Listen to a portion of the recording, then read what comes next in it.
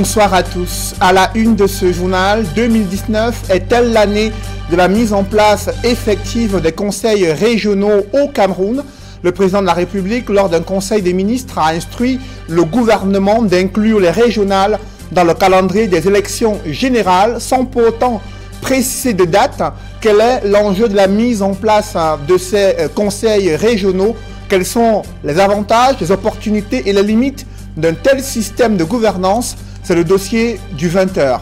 Et les petites et moyennes entreprises qui éprouvent de sérieuses difficultés à améliorer leur compétitivité économique. En 2019, la situation est loin de s'améliorer avec l'invasion des produits venant de l'étranger. Le groupement patronal ECAM et Logicam ont décidé de parler d'une seule voix afin d'harmoniser leurs positions et défendre le secteur privé face au gouvernement. Nous en parlerons dans un instant.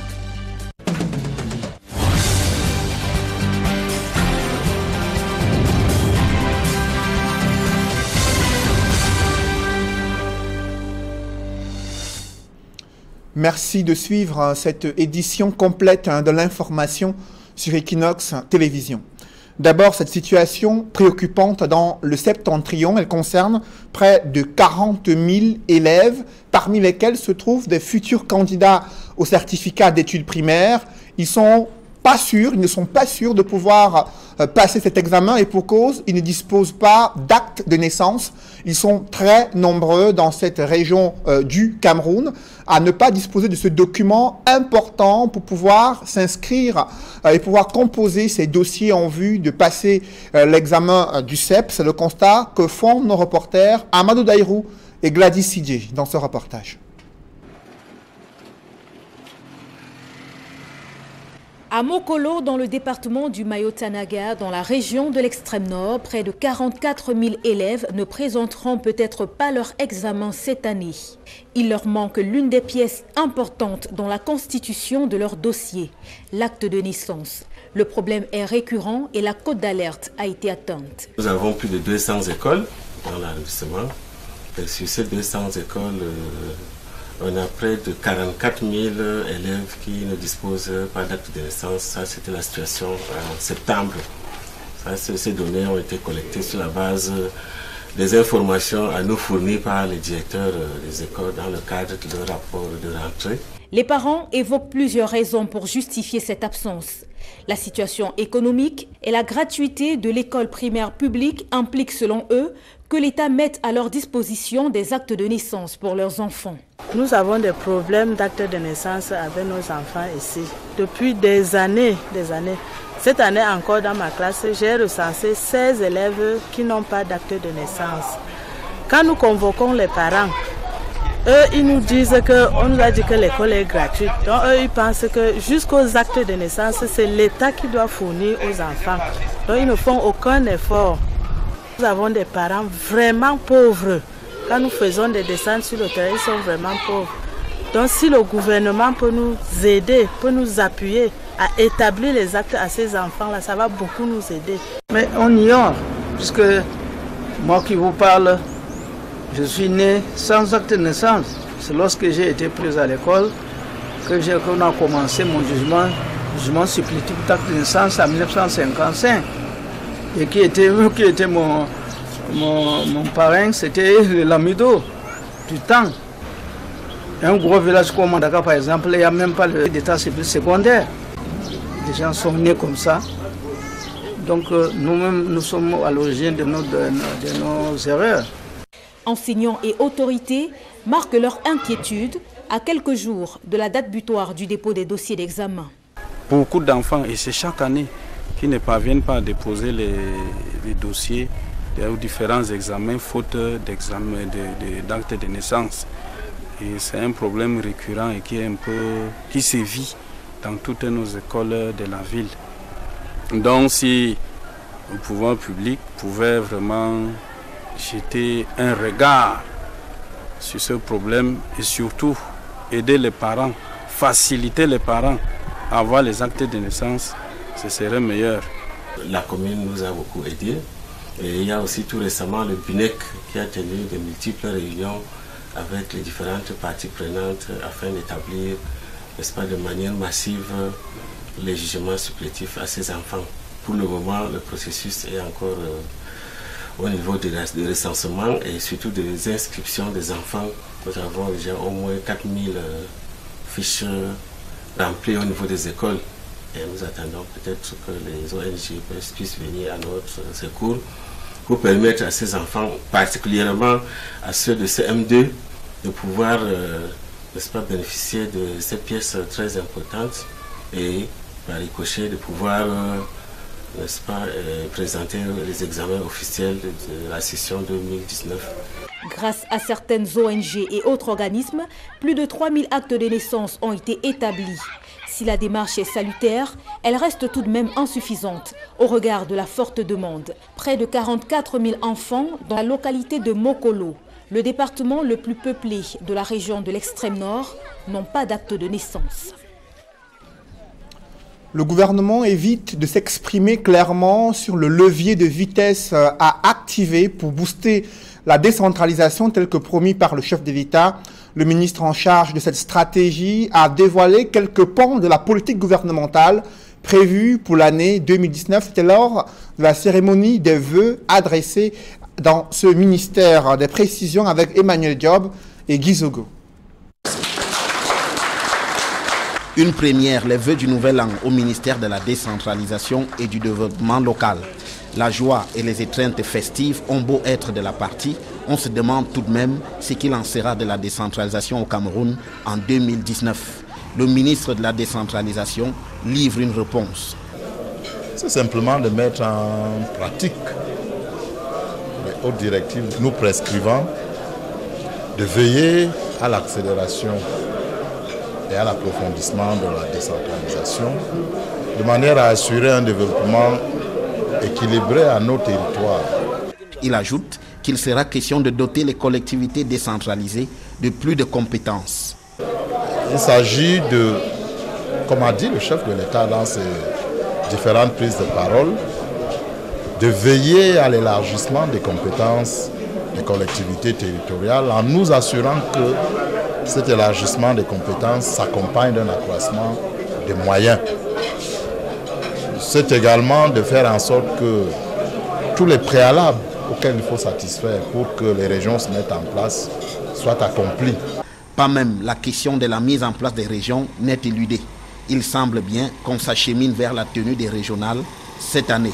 À chacune de ces prises de parole récemment, le président a parlé de la tenue des élections pour la mise en place des conseils régionaux.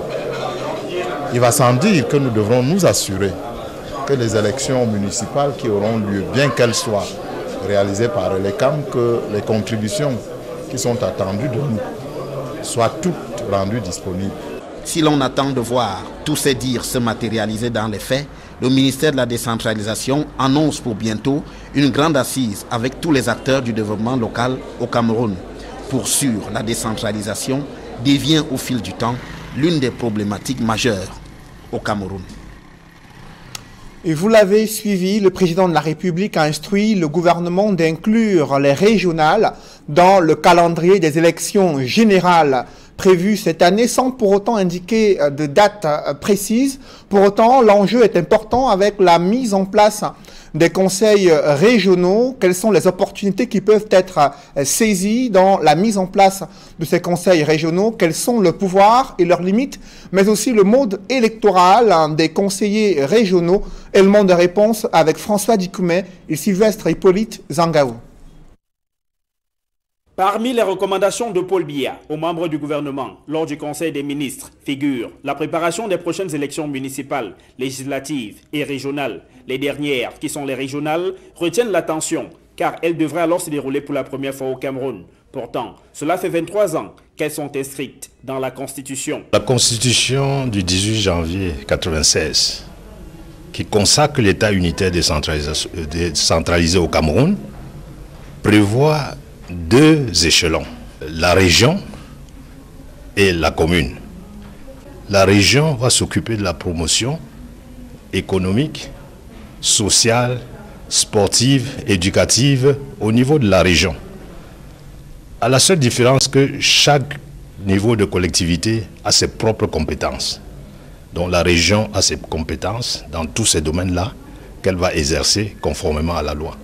L'élection des conseillers régionaux, qui obéit à un processus précis, devra alors être la bienvenue. Et ce conseil est composé des représentants du commandement traditionnel, élus par leur père, c'est-à-dire le chef traditionnel, et des représentants des départements, élus au suffrage universel indirect par les conseillers municipaux. Et comme exécutif de la région, contrairement à ce qui se passe dans les communes, l'exécutif de la région, c'est le président du conseil régional. Alors que dans les communes, l'exécutif est constitué du maire et des adjoints. Seulement au conseil régional, le président qui assure l'exécutif est assisté par un bureau composé d'un vice-président, des vice-présidents, des questeurs. La mise sur pied des conseils régionaux va aussi mettre un terme à la gestion par régime spécial, observée actuellement dans les collectivités territoriales décentralisées. Dans le système camerounais, le délégué du gouvernement obéit à un régime spécial. Si on veut parler de la démocratie et la décentralisation, pour se conformer à l'ambiance régionale en Afrique ou mondiale, il est clairement admis que les collectivités territoriales décentralisées sont gérées par des conseils élus. Donc le système hybride emprunté au Cameroun avec le régime spécial, on devrait s'attendre à ce que ce système disparaisse progressivement. Avec les institutions qui vont rester en place, le conflit de compétences avec les conseils régionaux ne devrait pas exister, tant que chacun reste dans le cadre de ses prérogatives. Au niveau des collectivités locales, il y a des représentants du président de la République. Au niveau de la région, c'est le gouverneur de région. Et au niveau du département, c'est le préfet. Le préfet assure la tutelle sur les communes et les communautés urbaines. Et le gouverneur assure la tutelle sur les régions.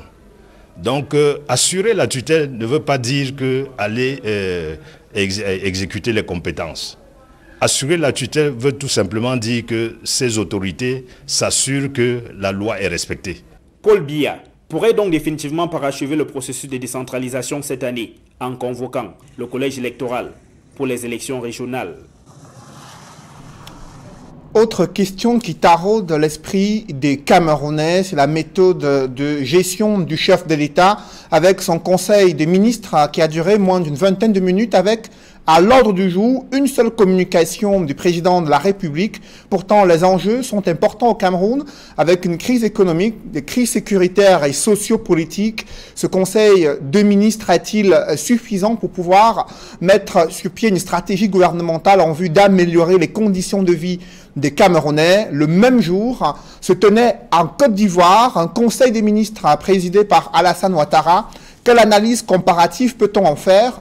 Élément de réponse avec Éric Martial-Diomo. 16 minutes et quelques secondes, c'est le temps qu'aura duré le conseil de ministres hier au palais de l'unité à Yaoundé. Normal, diront certains, au regard de l'ordre du jour qui portait sur un seul point, la communication spéciale du président de la République.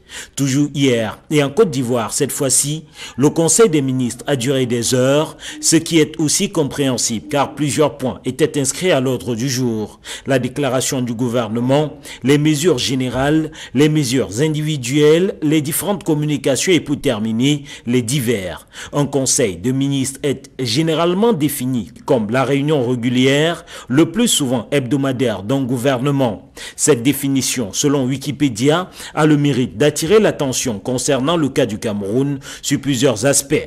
La périodicité et le contenu, regardez l'exemple français où l'on parle de discuter et adopter certains actes principaux du pouvoir exécutif, comme le dépôt des projets de loi du gouvernement ou des nominations. La périodicité des conseils de ministres au Cameroun pousse à s'interroger. Le dernier, avant celui de janvier 2019, remonte à mars 2018. Parfois, il faut des attentes de plusieurs années pour voir se tenir cette rencontre qui n'existe que selon le bon vouloir du président de la République. En termes de contenu, dans le cas du Cameroun, il s'agit généralement d'une simple communication plate du président. Les cas de la Côte d'Ivoire, du Gabon ou de la France renseignent sur l'ampleur des échanges entre le président et ses ministres pour déboucher sur des résolutions fortes. La pratique des conseils de ministres au Cameroun pousse donc beaucoup à conclure qu'il s'agit plus d'une formalité sporadique que d'un exercice visant à booster, orienter ou impulser d'une quelconque façon l'action gouvernementale. Et le président de la République, chef des armées, est annoncé demain à la brigade du quartier général à Yaoundé pour présider la cérémonie de triomphe pour la sortie de la 36e promotion qui est Unité et Diversité de l'école interarmée du Cameroun, cérémonie présidée par le chef de l'État, chef des armées, le président de la République, demain autour de 11 h dans la cour de la brigade du quartier général des forces armées à Yaoundé. Parlons à présent de la situation préoccupante également des petites et moyennes entreprises au Cameroun, avec la mondialisation économique et la mise en place depuis quelques années des accords de partenariat économique avec l'Union européenne. Les PME camerounaises se plaignent de voir leur chiffre d'affaires s'amenuiser, mais aussi le produit de plus en plus boudé au profit des produits venus de l'étranger. Comment résoudre cette situation? Comment améliorer la compétitivité des petites et moyennes entreprises au Cameroun? Le Bureau des mises à niveau a élaboré une nouvelle stratégie. D'autres précisions avec Donald Brice Kamgan. C'est le principe du monde économique actuel, être acteur de la rudesse de la compétition ou au contraire, mourir face aux géants. La concurrence entre les entreprises camerounaises et celles de l'Union européenne, consécutive à l'entrée en vigueur en 2016 des accords de partenariat économique, est là pour rendre compte de cette réalité. Pour s'arrimer à la donne, le bureau de mise à niveau des entreprises accompagne après signature des conventions, comme c'est le cas ici avec 27 entreprises camerounaises. Concrètement, le bureau offre du coaching, des appuis techniques et du conseil. Nous sommes à Yagua dans le bassin de production du riz. Alors il faudrait que nous puissions augmenter l'offre et que ce soit une offre de qualité. Et actuellement avec notre entreprise TPA Logori, nous offrons un riz naturellement parfumé et qui n'a rien à envier au riz que nous importons en matière de goût, en matière de qualité, en matière de compétitivité sur le marché. On a besoin de s'améliorer, on a besoin d'être à niveau. Ce sera la mise à niveau, comme son nom l'indique, de notre entreprise, au niveau de la formation du personnel, le coaching, la qualité du travail. Pour prétendre à cet accompagnement, il est attendu des entreprises une certaine santé et en fonction du niveau d'assistance souhaité. Il faut être déjà pas endetté du tout. Il faut ne pas être à l'arrêt depuis au moins 3 mois. Il faut avoir un capital, un chiffre d'affaires de au moins 35 millions pour celles des entreprises qui recherchent la mise à niveau spécifique ou alors 50 millions pour celles des entreprises qui veulent la mise à niveau globale. Entre 2015, date de son lancement, et 2018, le bureau de mise à niveau des entreprises a accompagné près de 300 sociétés. C'est une déclinaison du plan de modernisation de l'économie greffé au Minepat. Face à ces problèmes qui minent l'économie camerounaise, le groupement interpatronal du Cameroun et le mouvement patronal ECAM, entreprises du Cameroun, ont décidé d'harmoniser leur position sur des problématiques des missions patronales au Cameroun. Célestin Tawamba du JICAM, Proter Ayangma de ECAM ont signé ce jour un accord sur la création de la coordination patronale du Cameroun, en abrégé coordination patronale. Il s'agit pour ces deux organisations d'avoir des positions communes sur des problèmes qui touchent le développement de l'économie camerounaise. La coordination patronale interviendra ainsi sur les thématiques telles que la fiscalité, les questions macroéconomiques, le dialogue secteur public, secteur privé, le dialogue entre les employeurs et les travailleurs, les problématiques des petites et moyennes entreprises. La plateforme, qui reste ouverte à d'autres organisations patronales, mènera des actions de plaidoyer auprès de l'État, des institutions régionales et internationales, les bailleurs de fonds et des syndicats des travailleurs. Toutes ces mesures visent à booster la compétitivité et la croissance de l'économie camerounaise, ont indiqué les deux parties signataires. À présent, je vous propose d'écouter Célestin Tawamba, président du JICAM, et Proter Ayangma, président de ECAM. Telle coordination qui est une première étape mais importante de la structuration du secteur privé et qui appelle certainement à une évolution avec d'autres organisations, tout en respectant les conditions, ça va permettre d'avoir une meilleure lisibilité du dialogue public-privé et à la fin, d'avoir un meilleur suivi des résolutions qui pourront être prises dans le cadre des discussions avec l'État. Et nous disons que nous avions besoin, face à la situation, n'est-ce pas, d'avoir des positions fortes, d'avoir des positions bien affirmées, parce qu'elles étaient parfois biaisées et un tout petit peu édulcorées du fait d'une variété, pour ne pas dire plus, n'est-ce pas, des positions des uns et des autres. Et un des problèmes majeurs de l'économie camerounaise, c'est la mobilité urbaine qui est loin d'être une réalité dans plusieurs arrondissements de la capitale Yaoundé. Des interminables bouchons sont le quotidien des usagers. Faute de voies secondaires aménagées, ces populations pointent un doigt accusateur sur la dégradation des routes principales.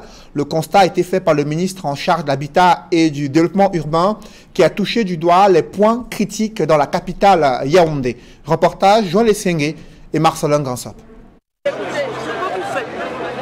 C'était sa première descente officielle dans la capitale et le ministre de l'Habitat et du Développement urbain a eu maille à partir avec les interminables embouteillages. Que ce soit à l'avenue Kennedy, au lieu d'y monter au Lando, au marché central, au carrefour Total Ngousso, Etoudi, Elik Edjoa ou Elik Efa, le constat a été le même. Circuler à Yaoundé est une épreuve de nerfs, surtout aux heures dites de pointe. Parce que pour bien travailler, il faut comprendre, il faut toucher du doigt. Mais également en passant, mobiliser les populations. Vous ne pouvez pas croiser les bras et attendre qu'on fasse tout. Il y a un minimum. Et je pense que dans tous les quartiers où nous sommes passés, nous avons senti qu'il y a une prédisposition des jeunes, des femmes, des chefs de quartier à accompagner les maires à faire leur travail. Ici et là, les mêmes causes produisent les mêmes effets, à savoir l'envahissement de la chaussée et des trottoirs par des vendeurs à la sauvette et autres commerçants ambulants, l'extension anarchique des boutiques, l'absence des trottoirs et des feux de signalisation à certains grands carrefours, que de points critiques où la mobilité subit les dures réalités du désordre urbain, rendant éprouvante la circulation dans la ville aux 7 collines. Le ministre de l'Habitat et du Développement urbain se frotte aux différentes réalités et difficultés qui rendent difficile la mobilité dans la ville de Yaoundé. C'est ensemble, au vu de la situation, que nous allons ensemble trouver des solutions. Tant pour les projets qui tiennent à cœur le président dans le cadre de la quête du développement durable de notre pays, mais également pour la mobilité urbaine, qui est un pan très important de l'atteinte des ODD. Donc c'était une descente pour prendre la mesure de la chose, pour comprendre, demander l'aide des populations de nous accompagner et mettre en place des comités de concertation qui vont travailler dans le cadre de la mobilité citoyenne. Yaoundé, la capitale étouffe et cela ne date pas d'aujourd'hui. Il y a donc du pain sur la planche pour améliorer les conditions de mobilité dans la ville. L'adoption récente de la politique nationale de mobilité urbaine est déjà un pas. Place désormais à sa matérialisation concrète sur le terrain. Et dans le reste de l'actualité, le Premier ministre a désormais son directeur de cabinet et Bouné Confiance Balangui vient d'être nommé à ce poste. C'est à la suite d'un décret du président de la République. Le nouveau directeur de cabinet du Premier ministre était jusqu'ici préfet de la Menoie. Parlons à présent de la mobilisation du mouvement pour la renaissance du Cameroun pour cette année électorale où doivent en principe être organisées les élections législatives, municipales et certainement les élections régionales.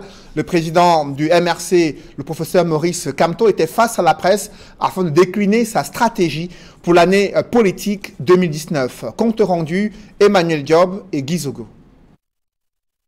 Les vœux de Maurice Kamto à la presse qui viennent de se tenir à Yaoundé sont certes empreints, selon le président du MRC, du respect dû au rôle essentiel de cette corporation, mais les reproches face au manquement sont aussi de la partie. Et que la presse camerounaise a besoin d'un aggiornamento, c'est-à-dire vous devez vraiment remettre à plat votre propre profession pour redéfinir, me semble-t-il, votre rôle. J'ai l'impression parfois que la presse privée a tendance à s'aligner sur ce qu'on appelle les médias de service public. Précisément, elle doit être le contre-pied des médias de service public. Cependant, pressé de dire ce qu'il propose pour sortir la presse camerounaise de l'ornière, Maurice Kamto dit ne pas être celui par qui la solution doit venir, tout en renvoyant à son programme politique où il est fait mention d'un statut de la presse à mettre en place.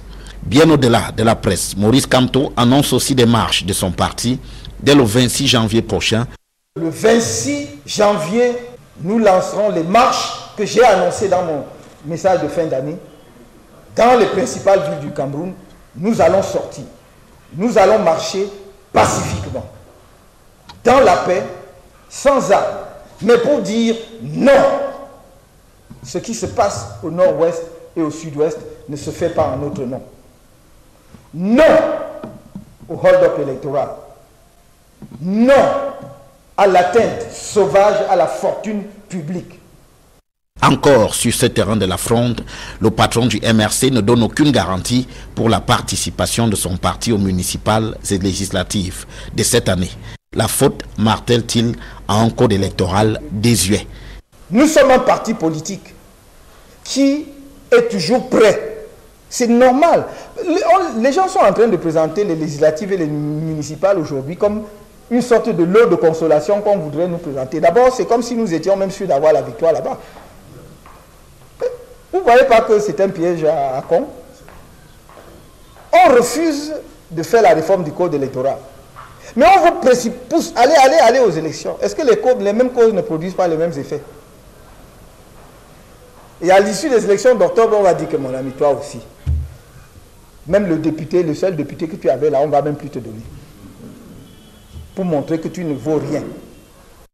Pour le président du MRC, il y a urgence à ce que ce combat se poursuive au-delà de sa personne, dit-il. Il conclut alors que si d'aucuns se mobilisent par rapport à lui, il vaut mieux qu'il s'arrête.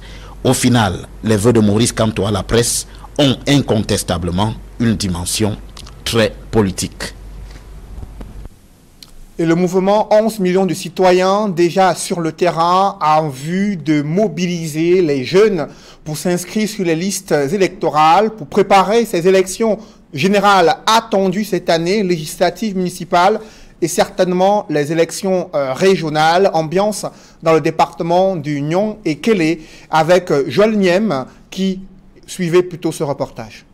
Fait comprendre le fonctionnement des mairies, l'essentiel des textes qui encadrent la décentralisation, le processus des investitures ou encore la composition des listes de candidature, ce sont les axes majeurs de la rencontre du mouvement 11 millions de citoyens en Ngok-Mapoubi.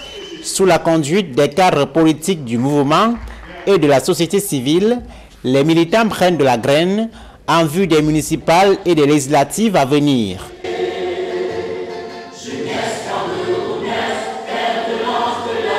Est-ce que moi, futur candidat, face à un autre camarade qui serait beaucoup plus ancragé dans notre société, beaucoup plus connu, beaucoup plus méritant que moi, ne devrais-je certainement pas laisser la passe à celui-là pour que moi je le soutienne pour l'émergence de ma commune? La marmaille de jeunes qui s'active est tellement consistante que nous doutons de ce qu'un autre parti puisse nous battre ici dans l'avancement. C'est aussi la rentrée politique officielle de l'Alliance 11 millions de citoyens et univers après la présidentielle d'octobre 2018. Les deux dirigeants politiques saisissent l'occasion pour rappeler les enjeux de la mobilisation dans la perspective du double scrutin de cette année. Nous affinons l'approche de proximité.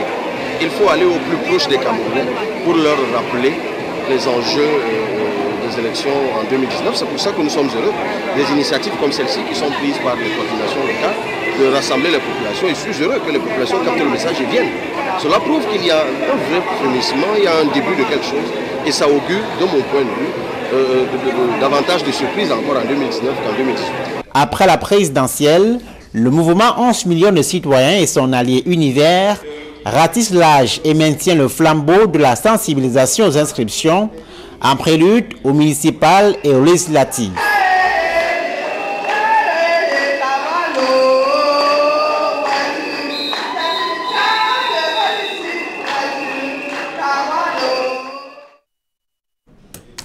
En bref, à présent, elle est de retour au Cameroun. Cette célèbre avocate camerounaise de renommée internationale, Maître Josette Kadi, était à la Cour pénale internationale pour défendre les intérêts de Charles Blé Goudé et Laurent Gbagbo, l'ancien président ivoirien et son ancien ministre de la Jeunesse, qui ont été acquittés lors d'une audience qui s'est tenue en début de semaine, alors que tout le monde s'attendait à leur libération immédiate. La Cour pénale internationale doit se prononcer après l'appel introduit par le procureur. Jusqu'ici, Laurent Gbagbo et Charles Blé Goudé sont toujours placés en détention. Vous le voyez en image, Maître Josette Kadi de retour au Cameroun après avoir obtenu aux côtés d'autres avocats l'acquittement de Laurent Gbagbo et Charles Blé Goudé. Je vous propose d'écouter Maître Josette Kadi, avocate camerounaise de renommée internationale. Le tribunal a eu de notre travail. Quelles sont les dernières nouvelles de ce côté-là? On est toujours en train d'attendre ce qui va être décidé dans les heures qui suivent là concernant la sortie immédiate. Parce que le procureur a fait appel tard hier soir. On est resté au tribunal jusqu'à 22 h. Ils ont fait appel tard et ça doit être tranché là. Maître, qu'est-ce qui explique votre engagement dans la défense de Gbagbo Blé Goudé? Non, c'est tout simplement le panafricanisme. C'est que je reconnais que le combat de Gbagbo vaut pour toute l'Afrique. Et c'est ce que je vois, puisque toute l'Afrique m'a envoyé des félicitations depuis 2 jours. Là. Donc toute l'Afrique suit, tout le monde suit. Alors on peut dire que c'est un petit pas pour un homme, mais un grand pas pour un continent? Oui, tout à fait, tout à fait. Et vraiment, il faut rendre hommage à ces juges qui ont eu le courage de rendre cette décision qui était la seule à pouvoir être rendus, et ils ont eu ce courage et ce professionnalisme, il faut leur reconnaître ça. Vous venez de suivre la réaction exclusive de Maître Josette Kadi, avocate camerounaise de renommée internationale qui s'est engagée par panafricanisme pour défendre les intérêts de Charles Blé Goudé et Laurent Gbagbo dans cette affaire où ils étaient accusés de crimes contre l'humanité. Ils ont été acquittés. Aujourd'hui, le destin de ces 2 leaders ivoiriens tient à la décision de la CPI qui doit en principe se prononcer demain matin sur l'appel introduit par le procureur à la Cour pénale internationale.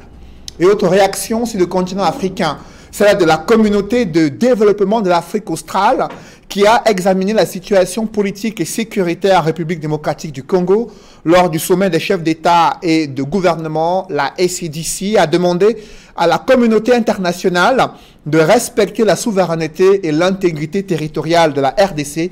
Les chefs d'État d'Afrique australe invitent la communauté internationale à soutenir le gouvernement congolais en vue de préserver un environnement stable et d'éviter toute action qui pourrait entraver le processus électoral. La communauté de développement d'Afrique australe qui invite également les acteurs congolais à préserver l'accord de paix qui a été signé depuis décembre 2016. Mesdames, messieurs, c'est la fin de ce journal. Merci de l'avoir suivi.